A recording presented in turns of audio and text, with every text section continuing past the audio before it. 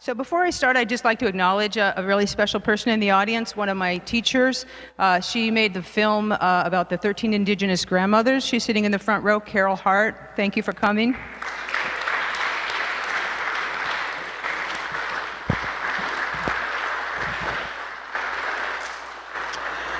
So when Neil asked me to talk about how he would change the legal status of entheogens, I thought, well, that's going to be a really short talk because we're not going to very soon, I didn't think, and don't really think. But I was grateful for the opportunity to kind of think about it and to engage in this kind of journey of imagining what are the ways we would make a difference in terms of policy, in terms of politics, in terms of activism, to try to move psychedelics into the realm of, if not legalization, then at least something that's sort of not criminalized, where we're not sort of under the thumb of the prohibitionist regime that we exist under now.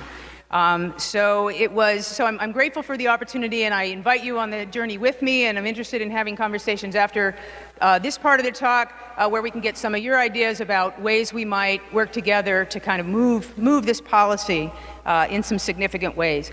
I started out thinking about what are the goals?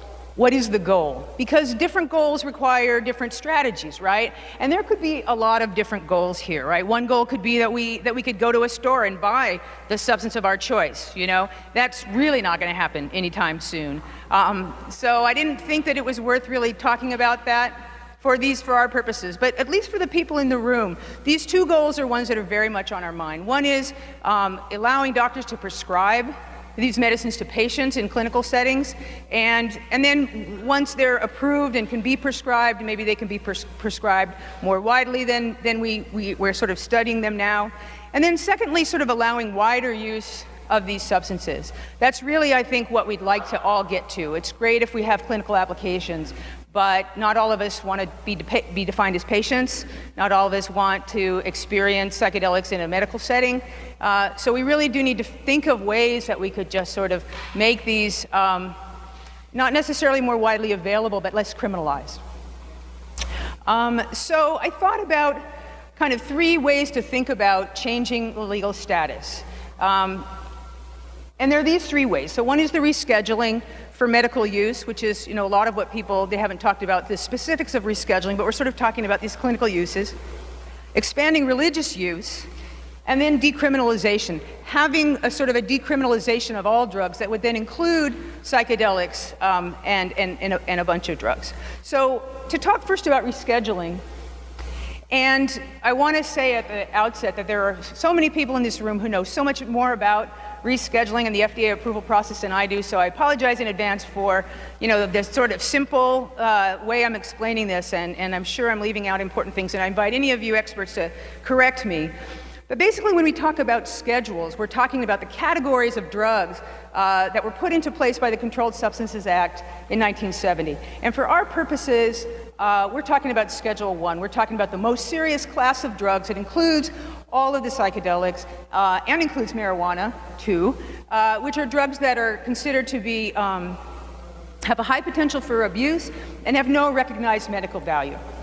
So that's what defines a drug in Category 1. And it's clear, isn't it, that these are political definitions, right? They're not scientific definitions. So let's just be clear about that. I mean, we know even marijuana, as a perfect example, has much less potential for abuse than alcohol, than tobacco, than a lot of legal substances, and has tremendous medical applications that we're just beginning to start to study. So obviously the fact that that's sitting in Schedule 1 is about politics more than it's about science. And that's just kind of the nature of the work that we do, and it's why we have to think about drug policy in connection, even when we're thinking about science, and even when we're talking about research. Science isn't pure science, particularly not in this area. It's about policy, it's about politics, so we have to be smart in those ways, and we have to be thinking in those terms. So when we try to do research for a Schedule 1 drug, and the researchers in the room certainly know this, because we're operating under this prohibitionist regime, those guys have to jump through so many hoops and get approvals up the yaya and get, you know, the DEA sort of breathing down their necks. So when someone from the audience asks some of the researchers, well, how many times have you used psilocybin? And they decline to answer, you know, I totally understand that, right? And don't we all? Because they're the ones that are on the front lines, dealing with the DEA, like on a regular basis, not just, by accident, but, having to deal with them. So the last thing they need is to sort of open themselves up to that kind of scrutiny. Now, just so you know, Congress could reschedule if they wanted to. I mean, they passed the Controlled Substances Act. They can amend it. And some people think we should do that. We should just bypass the FDA and the DEA and all this politics and go to another bunch of politics, which is Congress. And in fact, Barney Frank actually introduced a bill to take marijuana out of Schedule I. Didn't really go anywhere, maybe reintroduced sometime, may have that provision in it, may not.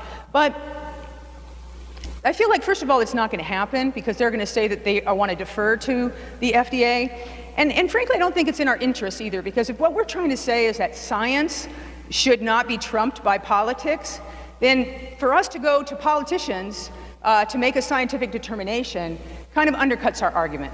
So I think that the path that the researchers are taking, and MAPS and Hefter and all the people that are funding this research, I think is the right path to take, which is to go for FDA approval. So now, rescheduling happens once the FDA approves something, approves a substance for medical use, then the DEA has to reschedule it. And then Congress is more likely to reschedule it. So that's really the path that we have to go through, is through the FDA.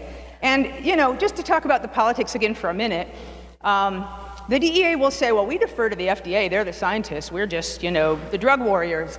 But instead, they're sort of messing with it every step of the way. They're the ones that are sort of maintaining this monopoly on marijuana for a single grower in Mississippi and preventing a lot of this research. So on the one hand, they say, oh yeah, well, we're going to defer to the FDA. And then on the other hand, they're just kind of screwing with them every step of the way. So again, political process. And one of the things I want to do during this talk is to point us in directions where we can affect the process, where we can get active, where we can take action and kind of do things. So one thing that the Drug Policy Alliance, where I work, a number of the other organizations represented here, so MAPS, SSDP, and some of the other groups who are here, are working to oppose the nomination of Michelle Linhart as DEA administrator. This is someone who, see, okay, right, we're with it. She's bad, you can hiss. She is the person who Obama has nominated. She's a holdover from the Bush administration. She's a drug warrior down to her socks, worked her way up through the DEA, and is responsible for some of these raids that continue on medical marijuana dispensaries and grows around the country in spite of the Attorney General's statement that they're not going to arrest people who are in compliance. So she's really, it would be a very good thing if we were able to stop that nomination. So if that's something that you're interested in, you want to get involved in, talk to my colleagues at DPA, talk to the folks at SSDP or MAPS, and get involved in that. I'm not sure we'll be successful, but it's something that would be important if we were able to achieve it. So FDA approval for medical use, I'm just going to talk about this really, really quickly, as other people know a lot more about it, but there's a series of studies that have to be done of any substance, and you go from phase 1 to phase 3, from smaller to larger studies, where you start out talking about just the safety of a substance, and then you start to talk about what effects it has in different populations, and then you get to these phase 3 studies, which are enormous, and talk about a range of effects and side effects over larger and larger numbers of people, and what's kind of generalizable to the general population. Now, every step along the way, you have to have the approval of the government, you have to have the approval of the FDA and the approval of the DEA to even do the studies. And then ultimately, if you get to the phase 3 point and you get past it, then you do an application to the FDA and they make a determination. This process is incredibly time-consuming and expensive. And, the question of who pays for the studies is an important one, because for a lot of drugs, the drug companies pay for it, right? Because they're going to make a lot of money because they have the patents and they have these drugs, like Zoloft or Lipitor or Fosamax, people take every single day, so there's like a lot of money to be made.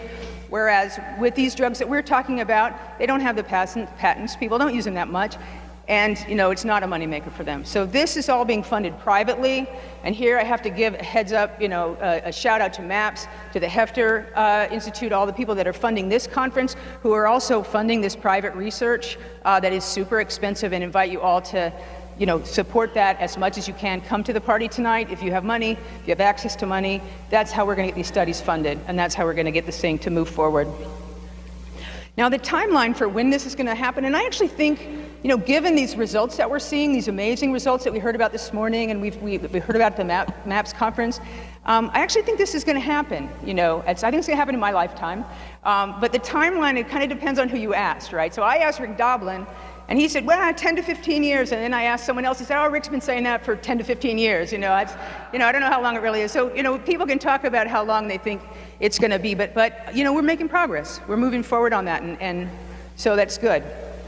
But then again, that's one aspect that's going to make a lot of difference if we're able to achieve it, and help a lot of people, and reduce the stigma of these medicines, and let people in the culture know that these medicines are useful and important.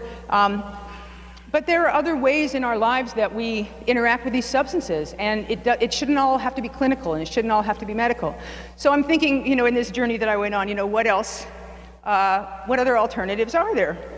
And so I thought about religious use, right? Because we know that Congress and the courts have recognized religious exemptions to the Controlled Substances Act. They wrote it into the law for Native Americans and peyote. The UDV and the Daime Church have gotten exemptions through case law to use ayahuasca. There's one case, a Rastafarian was arrested in the airport in Guam with seeds, marijuana seeds, and the court said, Rastafarianism is a bona fide religion. It involves using marijuana. You're allowed to use it, but you're not allowed to import it, because that's not part of your religion. And so he's convicted of importing, but along the way, the court said, but you can use it. And so some people have read that to mean that you actually, if you're a Rasta, you can actually use your sacrament on federal property.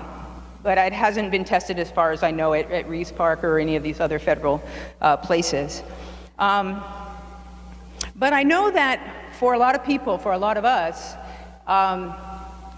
psychedelics have a really important spiritual dimension, right? And it's part of what we might think of as religion if we thought of it that way. I've been in Native American church ceremonies. I've been in Santo Daime ceremonies. I've been in ceremonies where other psychedelic substances were used in a ritual context with a shaman, with prayer and sort of the calling forth of or connection to something kind of higher than ourselves. And I've had experiences that were just kind of with myself or other people, right? And the spiritual dimension of those experiences doesn't depend on whether it's in a church or it's not in a church, right? The spiritual dimension is the same. Well, not exactly the same, but you know what I mean? It's very similar.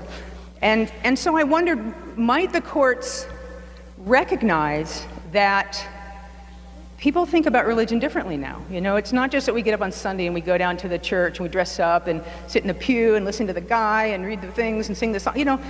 People think of themselves more and more as spiritual, not religious, or they have their own kind of spirituality that they share with others, or that's very personal. And I wonder, would the courts maybe come to recognize that in a way that would allow for a broader religious exemption to the Controlled Substances Act? And the answer is pretty much no. But like I said, it was a journey, right? It was an exploration. So the leading case is U.S. v. Byers from 1996. And in this case, the court grappled with this question of what is a religion for legal purposes, right? And so here's a quote from the language of the opinion. Myers testified that he is a founder and reverend of the Church of Marijuana, and that it is his sincere belief that his religion commands him to use, possess, grow, and distribute marijuana for the good of mankind and the planet Earth, okay? Which, we can smile about, but, there are actually spiritual traditions that use marijuana as a sacrament. Some of the branches of the Santo Daime Church actually use marijuana Santa Maria as a sacrament. And so it's not, so far-fetched, but the court was not buying it. And they elicited, or they listed a number of factors for, what's gonna cause something to be considered a legitimate religion. So here are some of the factors: ultimate ideas, metaphysical beliefs, a moral or ethical system, comprehensiveness of beliefs. There has to be sort of this whole internally consistent worldview that comprises your religion. And it helps, I think, if it looks like something that they already are familiar with. Right, so the Native American Church has elements of Christianity in it that are recognizable to a Christian. Santo Daime Church, similarly, has some Christianity that flows through it. And so, that's kind of what they're looking for. But I put this "and" because there's this whole other set of factors that they call the accoutrements of religion. So I say it has to look like a church, that's my words, which are, a founder, writings, gathering places, keepers of knowledge, ceremonious structure, holidays, diet, fasting, clothing. So it's like rules, right? It's like you got to have a leader, you got to have a book, you got to have rules, things you can and can't do, you got to wear certain clothes, you got to be in a certain place. It basically has to look like the sort of patriarchal, traditional religions that we've all kind of fled from, right? That's what a religion looks like to a court. So, failing that, I don't see it happening. The courts don't lead. We think of them as leading sometimes. Oh, Brown v. versus Board of Education. The court was ahead of the people. It wasn't. There was all kinds of work that happened before that. The courts follow. They don't lead. So unless we're going to have some big movement to change what religion is defined as, which we could, but it doesn't look like it's happening right away, the courts aren't going to be a place for us to go to change this. So then I think about decriminalization. Taking drugs, psychedelics and other drugs, out of the criminal justice system entirely. And this is something that we at the Drug Policy Alliance work on a lot, and I think we're making progress. I think there are some real opportunities. And so I had a few examples that I wanted to kind of talk about. One is salvia, and some of the work we've done around salvia. One is marijuana, and a lot of the stuff that's going on with marijuana right now. And then efforts to decriminalize all drugs, basically to end the drug war. What is that work that is being done, that can be done, that you all can join in, and how can we make progress? So to talk about salvia, so in this map, the red states are the states where salvia is illegal. The pink states are where it's illegal for human consumption, but I guess that means it's legal for some other purpose, but I don't know what that purpose is. The yellow states, Maine, Maryland, and California, are places where we've been successful in getting the legislatures, rather than ban salvia outright, to institute age restrictions, and in some cases other restrictions, where it can be sold or how it can be sold. And that in itself may not seem like it moves us forward that much, but if you think about it, I think it really does, because if we're able to have a conversation with an elected official, with a state legislator who's in a panic about some new substance that all the kids are trying, and it's horrible and scary, and you can see it on YouTube, and you can, and we can have a conversation where we persuade that lawmaker, prohibition, it doesn't work. Prohibition is not the way to deal with this problem. The way to deal with this problem is reasonable regulation. If you're really worried about kids getting it, make sure kids can't get it by regulating, but don't limit what adults can do and create this whole, additional piece of this prohibition regime that doesn't work. Why keep doing the same thing? Why saddle law enforcement with another thing they've got to go and try to shut down? That PS you can get on the internet. Why would you kind of buy into more and more of this failed strategy? And so when we can convince them that that's actually a good response to this, that's a huge win for us. That's enormous, because that's what we're trying to do in general with drugs. We're trying to get to the point where we can say, we're not talking about legalize everything, make it widely available, and have chaos. We're talking about a system where things are regulated, where things are controlled, but not a prohibition regime where you've got this war on drugs where you can't control anything, and drugs are more available than ever. So that's kind of our pitch in these cases, and to the extent that we're successful, I think we're kind of moving the conversation forward in significant ways. And so you can see a lot of the states are not colored in. That means the states haven't considered it yet, or they haven't banned it yet. I know Michigan passed a law recently. It's waiting the governor's signature, so that's about to be another one, and they're really doing them fast now. They talk to each other, these guys, at their conferences, and oh my God, salvia is this horrible thing. So, we have a kind of a narrow window to try to stop some of these bans, but I think it's worth it if you live in a place where that's being considered, to try to put some energy into getting people to think that maybe regulation is a better way to go than prohibition. So now with marijuana. So marijuana is decriminalized in these 12 states, And there's more and more of a move towards decriminalization. And by decriminalization, I mean, again, taking it out of the criminal justice system, making it a ticket, making there be no criminal sanctions attached to it. In all these other states, possession of marijuana is a misdemeanor. That's a criminal conviction. That can keep you from getting a scholarship to college. That can keep you from getting housing. That can keep you from getting a job. That's a very serious consequence that attaches to that conviction, even though people say, oh, marijuana, no big deal. And there's even a quote on my next slide from Jay Leno, right? The last quote. Smoking marijuana is essentially legal. You can get it anywhere, and if you get caught, the most minimum of consequences. And he said like a couple weeks ago. People think that, which is good and bad for us. It's good because it's hard for the drug warriors to get up and say, oh, this is a dangerous drug, it's got all these horrible consequences, we have to ban it, we have to keep the door shut. When people have this attitude that it's already legal, it kind of makes them look ridiculous, and they increasingly look ridiculous, sort of trotting out the same old tired prohibitionist arguments. But it's bad for us because it kind of takes the wind out of some of our advocacy efforts, and it also it misapprehends the nature of of prohibition and of what we call the prison industrial complex, where hundreds of thousands of young people, mostly people of color, are being herded into the criminal justice system for pot. I was at a hearing in Washington earlier this year, and Congressman Rangel, right, from Harlem, the dean of the New York congressional delegation, said, I can't remember the last time someone was arrested for pot in New York. Yeah. And so, we've taken the occasion to tell him since then that 46,000 people were arrested in New York last year for pot. New York is the marijuana arrest capital of the world. It is. And frankly, right across the street from where we are, Washington Square Park, that's a lot of them. I used to be a public defender, and half my clients came from there. And it's so the racial disproportionality of it is so horrific.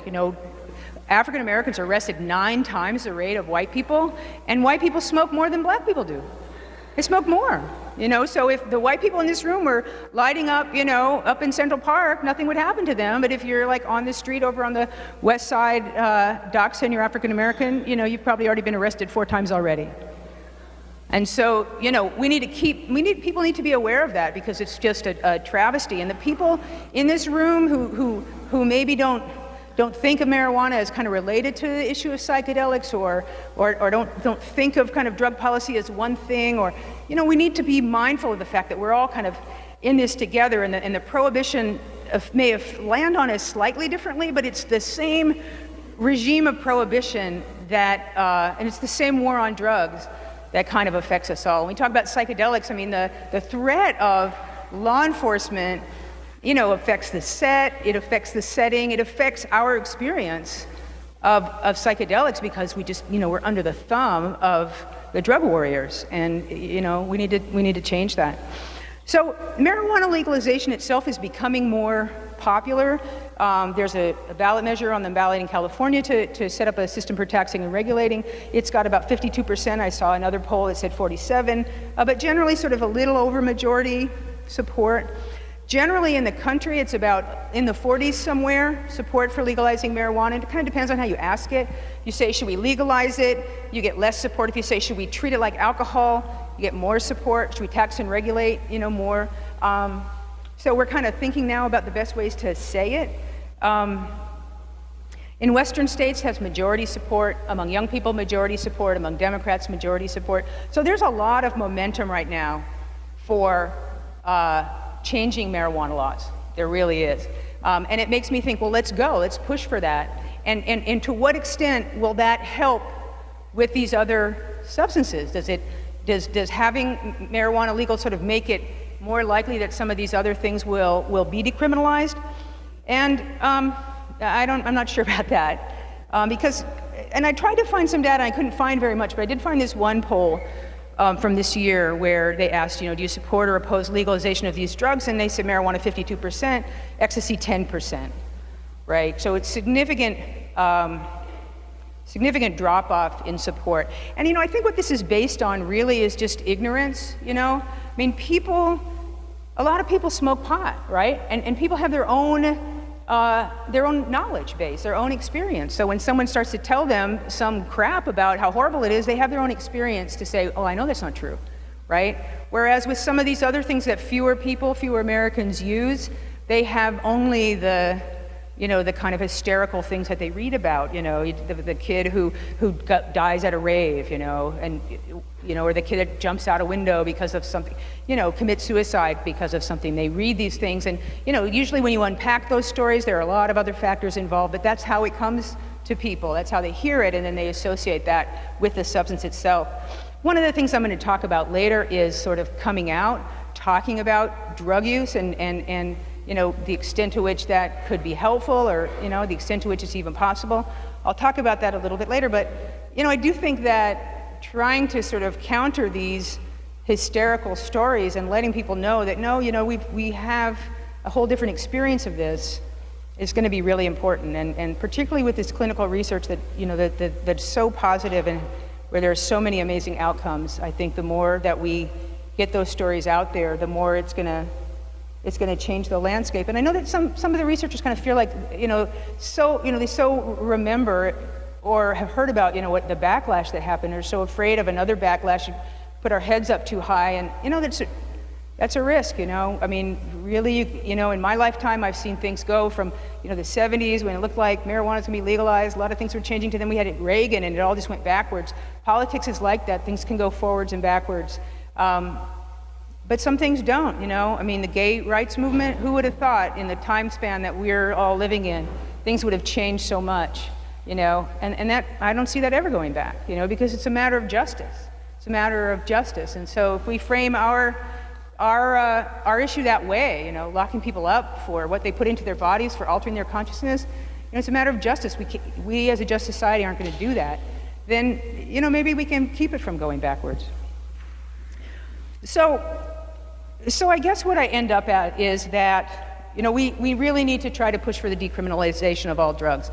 I just don't see a situation where, other than in the clinical context, that any sort of public, any lawmakers or any elected officials or powerful people are going to take psychedelics because they have these positive uses, or these potential positive uses, and sort of treat them differently from, the other things that were on that list, heroin, crack, whatever, because that's, we haven't done that work yet to kind of separate them in people's minds, and there's a lot of that work to be done.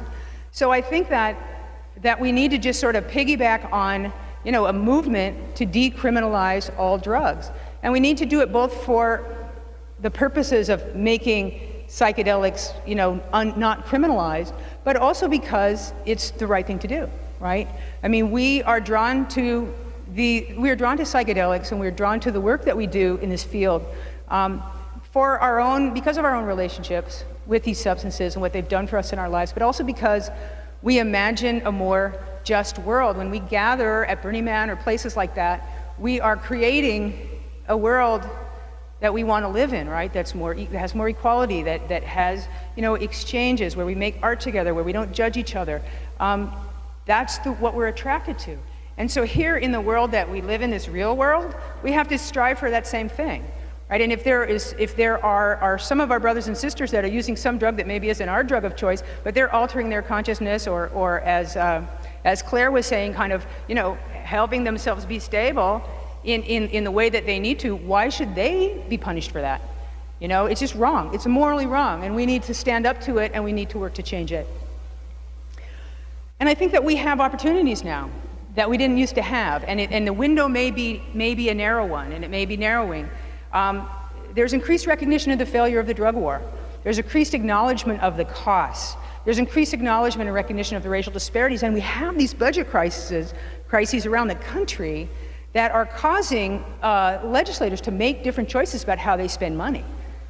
Prison populations are declining for the first time, in 20, 30 years because of budget crises, because people are just having to make different choices. So now is a perfect time to kind of counter some of these drug warriors and to sort of talk about different ways we could handle the issue of drugs.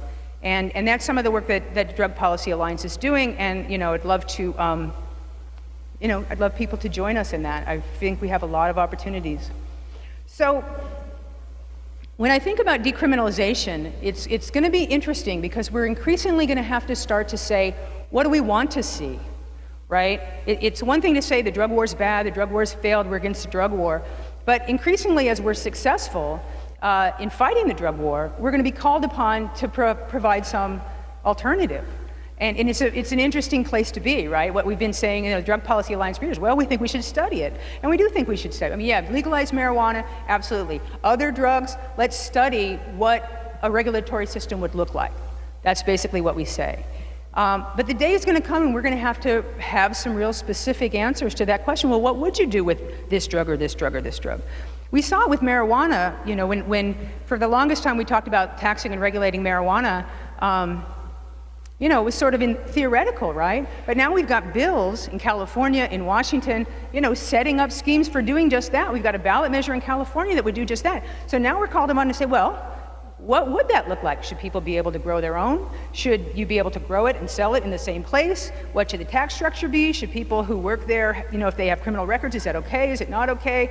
How many different strains there are? What kind of training should there be? What kind of quality control? There are like a gazillion issues that are now real and that we have to start to grapple with. And similarly with the rest of the drugs, we're going to get to the point, if we're successful at moving forward at ending the drug war, we're going to have to start thinking about that.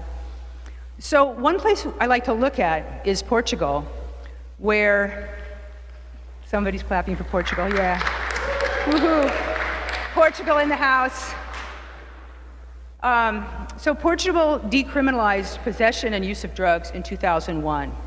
And so what happens in Portugal is there is no criminal sanction attached to drug use. You cannot be arrested for using drugs. Selling is still illegal. I'm not quite sure how they handle that, but if you're a user and you're across the street in Washington Square Park, you're not going to be arrested. The police can pick you up, and they will take you to a dissuasion commission. They call them dissuasion commissions, which that's a Portuguese thing. We'd have to call it something else here, I think. But it's a panel of 3 professionals, and I think it's a judge, a lawyer, and a social worker. They assess the person. A lot of them, they just let them go. They find out if the person has a drug problem. If they have a drug problem, they refer them to services. They refer them to other things they might need. It works. They were, one of the things about Portugal as opposed to the United States is they have a social safety net that we don't really have. So that's a big difference, to be able to refer people to services that they can actually get, as opposed to here where treatment slots are much harder to come by. And increasingly, the only way you can get them is if you get arrested, because it's all the resources are skewed toward the criminal justice system. But that's a big difference to have those services actually available. But it's interesting because when they proposed it, there were all these fears. Young people would start using more drugs, they become more available. Crime would go up. People would come from other countries, like they go to Amsterdam because they can use drugs with impunity, and there'd be all this drug tourism, and everything would go to hell in a handbasket. And in fact, what happened was the opposite, right? Drug use went down for young people. It went up a little bit for other age groups, but the amount wasn't that significant. But for young people, it actually declined. And the drug use in Portugal is actually lower than in most European countries, and certainly than the United States. And I don't have that slide, but it's like, there's Portugal like down there. HIV and AIDS went down, overdoses went down, all the negative consequences of prohibition went down. And that's another thing that, another one of our talking points, right, that's important to remember. When people talk about the harms of drugs, a lot of times they're talking about the harms of prohibition and the harms that are associated with the drug being illegal. It's not the drug itself that causes all these harms. It's actually the fact that it's illegal and you have to get it in a black market and all the, you can't get health care and all the things that go along with having to get something illegally. So they had all these positive outcomes. They had no increase in drug tourism. And there's nobody now, or very few people now, who want to go back. It's very popular across the political spectrum in Portugal. And we at DPA are really excited about it. We've had speakers come there to sort of tell us how it works. I'd love to arrange a junket there so that we can go and check it out. But it's really, really quite remarkable. And so I asked myself, if we had a decriminalization regime, what does psychedelic use look like? And so there was an example recently, the Boom Festival in Portugal. I don't know if you guys, how many of you went there? I didn't get to go, I didn't go. It's sort of like their Burning Man. And as I say, I didn't go, but the reports that I heard back indicated that it's a different place. It's a different thing when you don't have, you're not worried about the police over your shoulder all the time. You know, police were there to protect people, to make sure people were safe.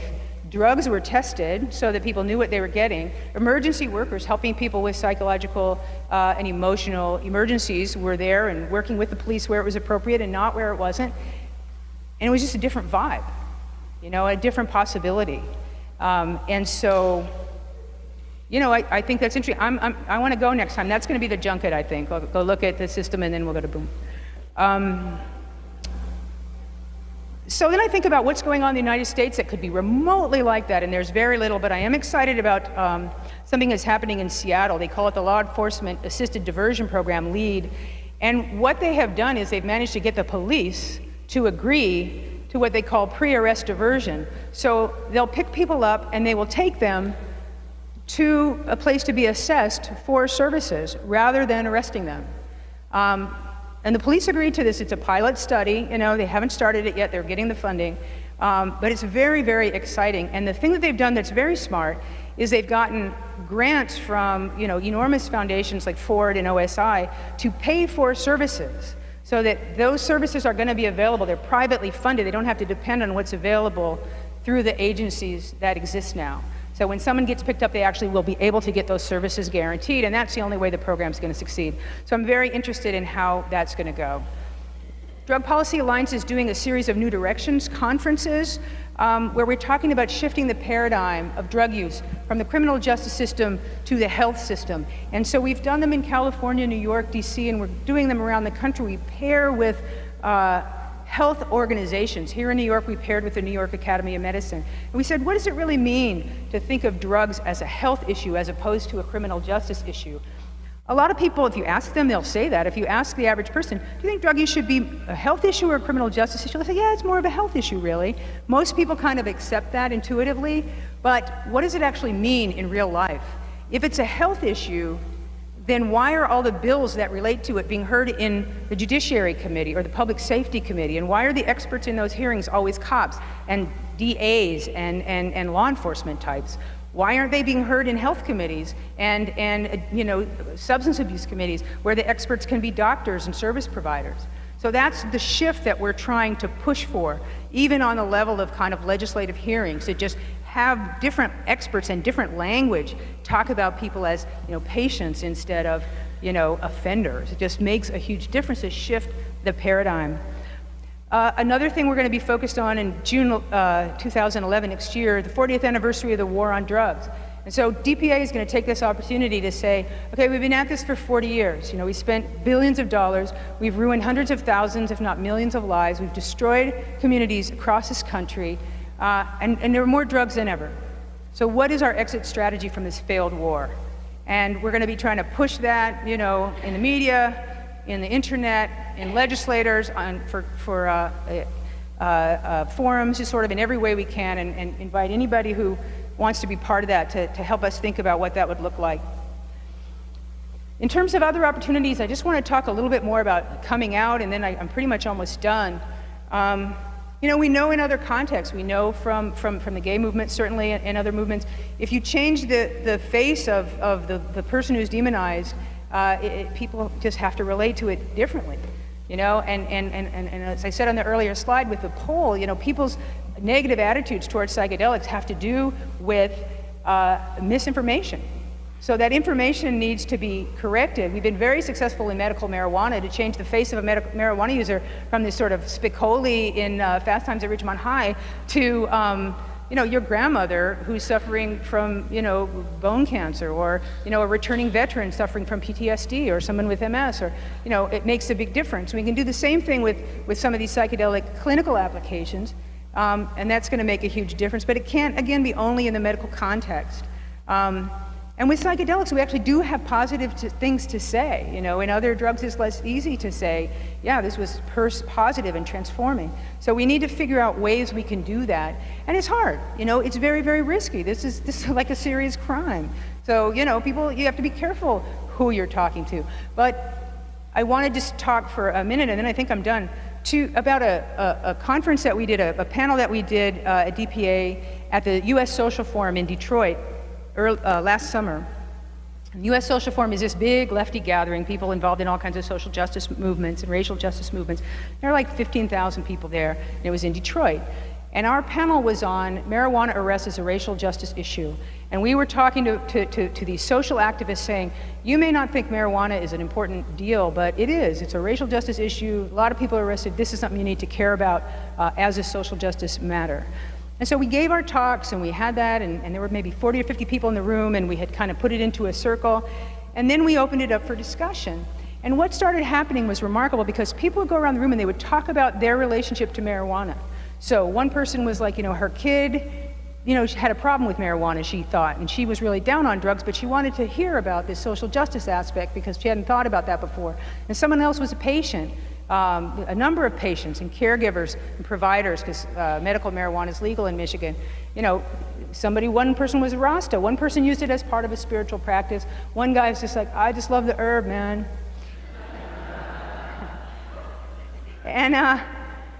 But it was fascinating to be in this room, and it started to feel kind of more and more intimate and more, kind of closed and kind of almost womb-like and comfortable, and people were just sharing their experiences, and so grateful, I thought, for the opportunity to just talk about their relation to this plant. Something that's really intimate, something that we put in our bodies, something we change our consciousness.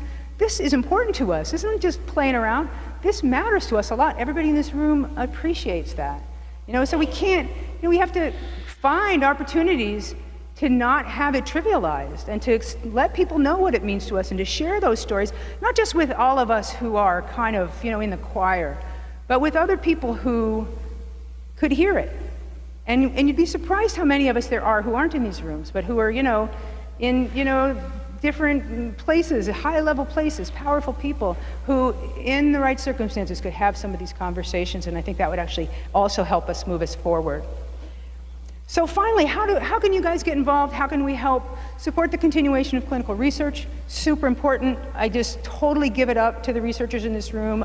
It's fantastic. It's amazing. It just, I have to say to Jeff Gus, I just loved the way he said this, the spirit of the molecule infuses the entire program, like even the phone calls, the intake, the papers, whatever, like it's all about that feeling, that sense. I love that. And that's the sort of spirit of everything that we do, that we're all connected to, I'm so grateful to be a part of it.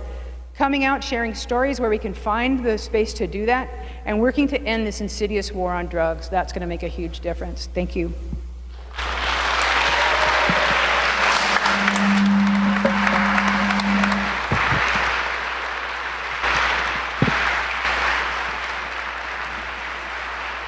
Oh, Q&A.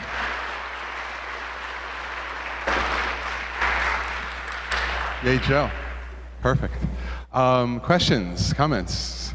Sir.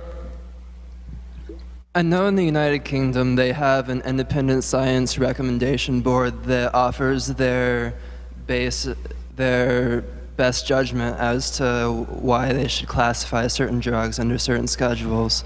Do you see reforming our drug laws to better serve scientific ideas and scientific opinions as a positive way to go, as opposed to just decriminalization and other routes?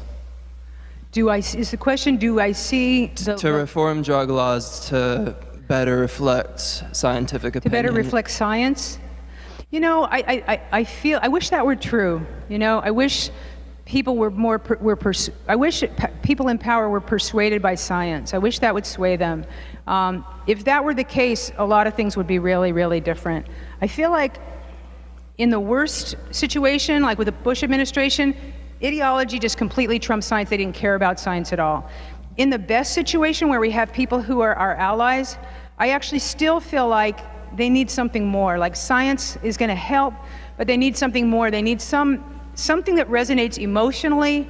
They need something that they can just sort of relate to in some kind of a personal way. Science by itself doesn't do it. We're just not that rational, and elected officials really aren't. Question here, Gary.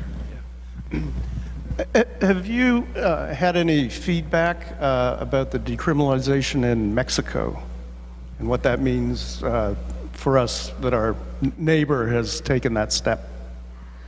You know, we haven't had it yet, had as much feedback. We haven't been able to really study it. You know, mostly what we hear from Mexico is just, right, the horrible drug war that's going on there and the deaths and all that kind of stuff. And that's really, really overshadowing the conversation about what effect the decriminalization might have had. So I have to tell you, I have heard very, very little, really nothing on, you know, the positive effects that decriminalization may have had and how it's being assessed at this point.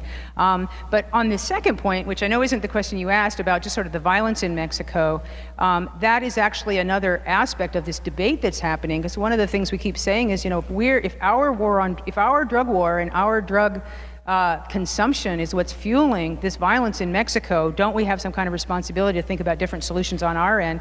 And actually, a lot of the presidents and former presidents of some of the Central South American countries in Mexico are actually coming out in support of legalization of marijuana just to end some of this violence. I wish I could give you a better answer on the decriminalization. I do want to look into how that has been working. Question over here. Something you said struck a chord with me. You said that it was trivialized, and I deal with that in my own life, where I have family members and friends. When I talk about psychedelic drugs and just drugs in general, it's trivialized.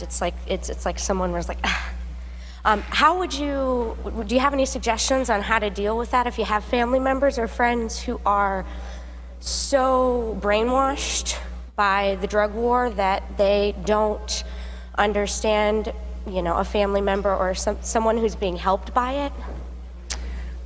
Yeah, that's a good question. I think you just have to kind of keep talking and keep saying things in a way that, you know, that sort of make it clear how transformative it is, but some people can't hear it. I mean, I remember coming back from this, you know, a mushroom journey that I did over New Year's that just, oh my God, it like straightened me out so much. And I was going to see I was doing Alexander technique at the time, and I was talking to this person who's, you know, alternative healer, and I thought she'd really get it. And she's like, oh yeah, shrooms, awesome. You know, I was just like, really? You know? And so I just kind of didn't have the conversation, you know? So I don't exactly have a good answer. And it might actually be something that would be good for people to talk about in general, you know, if people have had other kind of more successful experiences talking about it. But I will say that a lot of people have surprised me if I talk about, you know, some of the different experiences I've had and the different groups that I've been involved in or know about. You know, a surprising number of people said, could I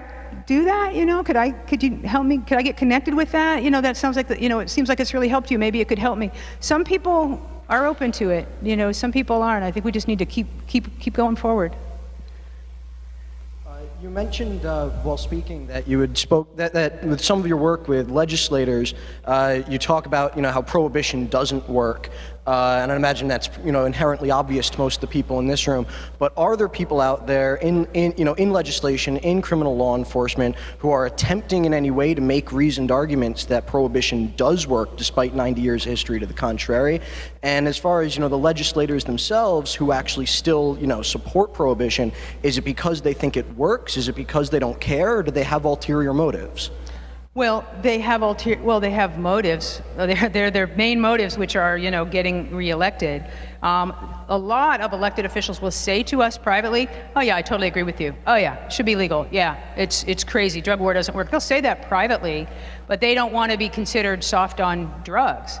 Now, with the police, it's kind of interesting. There are a lot of retired police, you know, law enforcement against prohibition. A lot of retired cops have come out and said, you know, I did this for 30 years, you know, it doesn't work, we got to change the paradigm.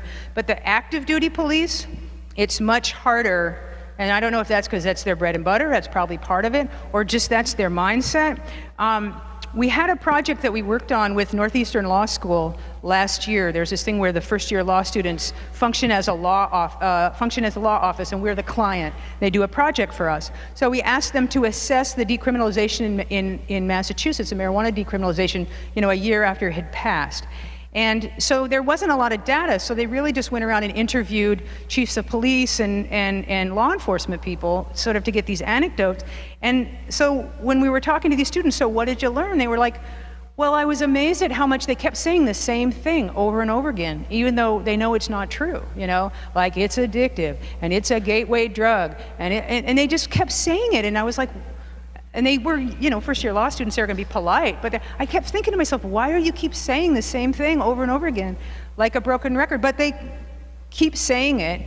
Part of it has to do with the incentivization, and that's like a whole other conversation. The funding streams that incentivize these low-level arrests that incentivize the drug war, all the money, you know, that goes for the drug war on its own terms, and then also for national security, you know, that result in kind of every little podunk police department having its own helicopter and tank so they can, you know, have these big military raids. You know, that's a whole other thing we have to think about. How do we defund it? You know, how do we remove that financial incentive that keeps the whole thing rolling?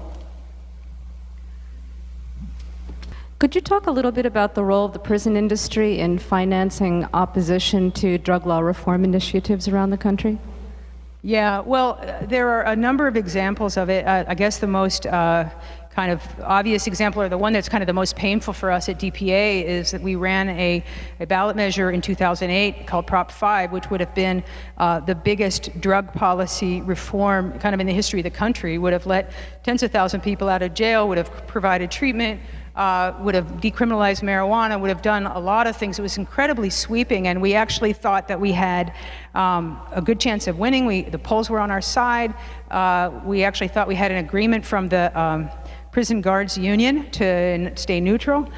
In California, the Prison Guards Union is very, very powerful. They have a ton of money. They can put millions of dollars into a campaign. And at the end, in the last few weeks, they decided to oppose us. They came in with a huge amount of money and just buried us. And we ended up losing, you know, and it really turned quickly a lot because of that money. And, you know, it just,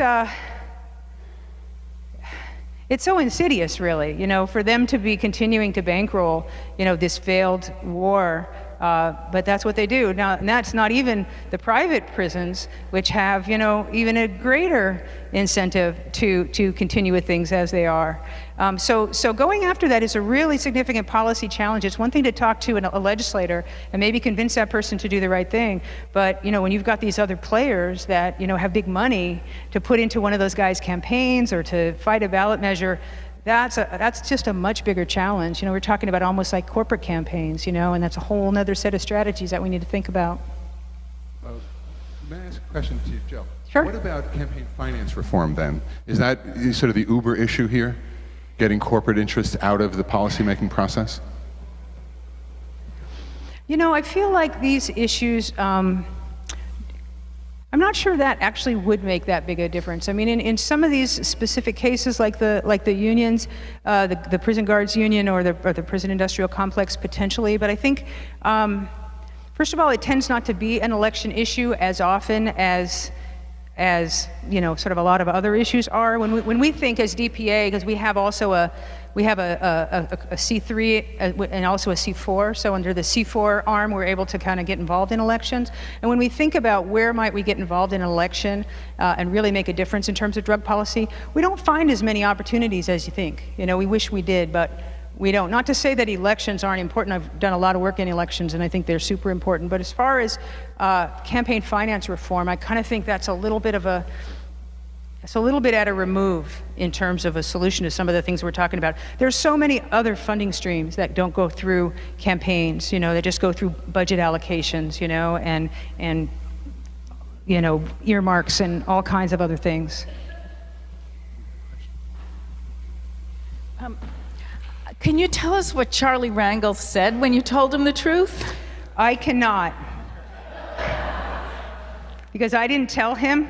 I suspect that he probably hurried from the elevator that he was getting into and said, yeah, fine. I didn't participate in a sit down with him, and I don't think anyone from our staff has actually had that. You know, we've spoken to his staff about it a bunch of times. We said, you know, you can't say shit like that. It's wrong, you know? And they're like, yeah, we know. So we haven't actually been able to sit down face to face and say, you know what, you need to stop saying that. It's not true. And in fact, here are the arrest statistics in your district. You know, there's how many black men were arrested in your district for nothing more than having, you know, a joint. And you need to do something about it. You know, we're still waiting for that meeting. I think one more question here. Jill, I was wondering if you could tell people a little bit about what's going on with the Senator Webb bill, the National Crime Commission Act, and ways we can work to use that to decriminalize marijuana and other drugs. And also, I just wanted to mention, one of the groups I work with is the City Bar Association. And this year, as Jill said, it's the 40th anniversary of the Controlled Substances Act. And we're going to be doing a conference on November 16th, a one-night conference to look at ways we could change the Controlled Substances Act, maybe get rid of Schedule 1, and start working to develop a model to do that. Are you the guy that friended me on Facebook? Are you the guy that friended me on Facebook? Okay, there was somebody in here who was a lawyer, and so I thought that was you. All right, never mind, I'll meet you at some point. So the Webb bill, Senator Webb from Virginia is championing a bill that would study the criminal justice system in this country. And when you hear Senator Webb talk about this, as I've had occasion to do in small settings, he's incredibly passionate about it. He spent some time in Japan and he studied the criminal justice system there, and they incarcerate so many fewer people. And he looks at the fact that we're, 5% of the world's population and we're almost 25% of the world's incarcerated. And he says, either we have the most evil people on the planet or we're doing something wrong. And he's incredibly passionate about it. And so his proposal is for a commission to study the criminal justice system and kind of the different disparities and top to bottom, right? And so we were working with his staff and trying to shape the bill, and wanted it to kind of explicitly look at the war on drugs and explicitly consider decriminalization or other alternatives to the war on drugs. And we started bumping up against a ton of resistance from law enforcement, and it started to look as though there was going to be a ton of Republican opposition. And so what ended up happening was the bill just kind of got stripped, right? So there wasn't anything from our side, but there also wasn't anything bad from the other side. It really just says, okay, we're going to study it. So should it pass, then it's going to be, sort of a question of who's on the commission, who chairs it, who the staffers are, do they have public hearings, what's the nature of the hearings, what are the subjects that they're able to discuss, to see kind of what the outcome might be. Where it is now is, it's held up, I believe, in the Senate. And we actually got a call about it recently. It's being held up by sort of one person. I think Coburn is just kind of holding it up for some reason, and we were actually kind of putting out some calls this week to try to get it passed. We're getting sort of down to sort of the wire in terms of how much time we have before the next recess, and then it's going to be a lame duck session, and so there's this kind of sense that we really need to kind of move. For a while it had pretty widespread bipartisan support, and we kind of thought, oh, this is going to be great, this is going to go through. And now it just looks like it's a little bumpy, but we're still really hopeful, and we're still trying to push it. Thanks for the question. Well, thank you for all your questions, and Jill, thank you for your presentation.